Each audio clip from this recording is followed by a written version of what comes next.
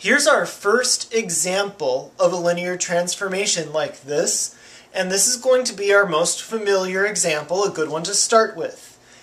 When we think of linear functions, we always think of no powers other than 0 or 1. We think of mx plus b, where there's an x term and a constant term. Well, the way that we're going to have to start thinking of linear functions is kind of like that, and that is where we really are only looking at the mx term. There will be a good homework proof that if we have an mx plus b, that actually is not a linear function, despite what every single high school textbook says. So just thinking about what we think of linear terms, here's the example of linear functions of as many variables as we want. F of all these different variables, v1 through vn, if we think of this as a linear function, that means that each variable gets a coefficient in this term. So we have alpha 1 v1 plus alpha 2 v2 plus all the way to alpha n vn. Each variable shows up linearly, meaning the power is 1. And so that means each variable gets its own coefficient. We've been calling this a linear combination. Linear combinations are linear functions. One way we represent linear combinations is as a row of these alphas times the column of all the v's. Or the function part of that is just the row of the alphas.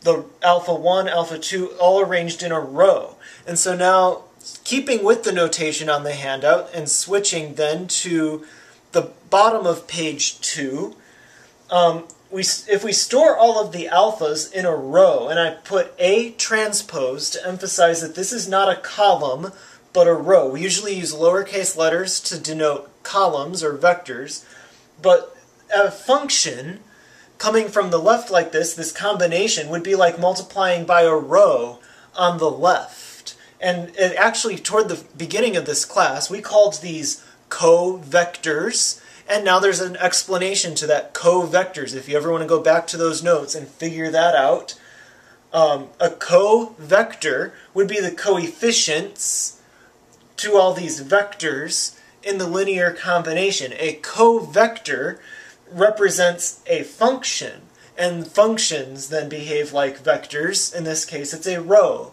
vector. And so all the alphas make up the row of A, and to do a linear combination is like a row times all of the v's organized into a column. So to use the definition to prove that this is indeed a linear transformation, according to our definition, we have to look at what happens if we do a linear combination of the inputs. And so what if we do an alpha x plus beta y? And it's important that we're not doing an example of particular vectors x and y and some particular choices for alphas and betas. If this is going to be a proof, we need to show that all linear combinations are preserved, meaning we need to let x and y be arbitrary vectors and let alpha and beta be arbitrary scalars. And so this will be true then in general.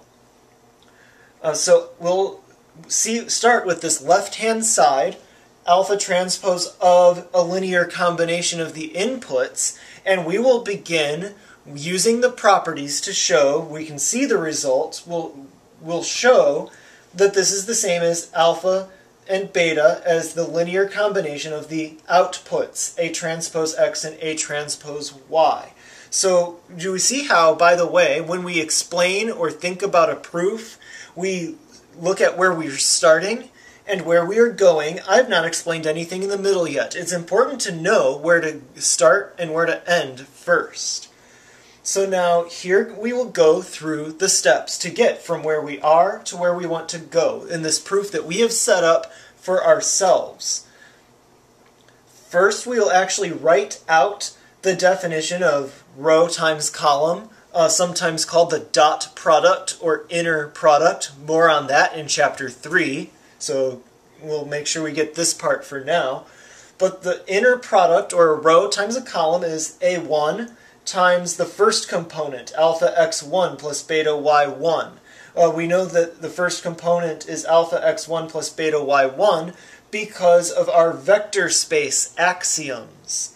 Our vector space axioms give us that each of these components is going to be alpha x plus beta y, those particular components. So I've put a dot dot dot here because there will be a lot of terms in between, but do we see the pattern? Do we know what would be in the dot dot dot if I had a very long whiteboard and was very patient to write out a lot of terms? So this is the definition of a row times a column, or the definition of this linear function. So using associative and commutative properties of numbers, because every object here now is a number. It's either a Greek letter that represents a number, or it's a component of a vector, which is a number. So using the associative and commutative properties of numbers, those are basically our rearrange properties.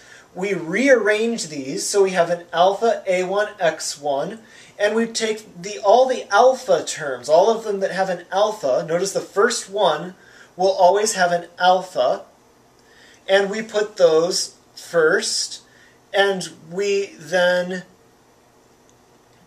distribute the a's to everything, and we put the betas next. There should be a dot dot dot in here on my whiteboard. I don't know if it's worth re-recording this video. Can you imagine a dot dot dot on this whiteboard right here so that it's all the betas? And noticing that the betas always show up with y's. So this should be all the betas.